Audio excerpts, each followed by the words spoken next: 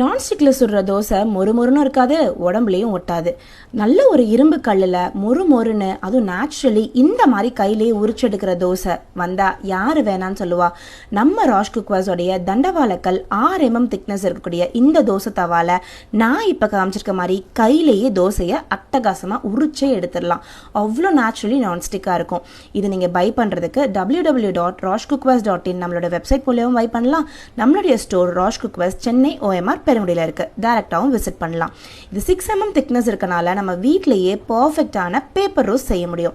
இதை first time வாங்கினதும் wash பண்ணிட்டு இல்லை கொஞ்சமாக எண்ணெய் விட்டு வெங்காயத்தை போட்டு வதக்கி, வெங்காயம் நல்லா வதங்கினதுக்கப்புறம் டிஸ்கார்ட் பண்ணிட்டு ஒரு துணியை வச்சு நல்லா தொடச்சி எடுத்து தண்ணி தெளித்து இதில் தோசை ஊற்றுனீங்கன்னா பர்ஃபெக்டான தோசை சும்மா மொறுன்னு அட்டகாசமாக வரும்.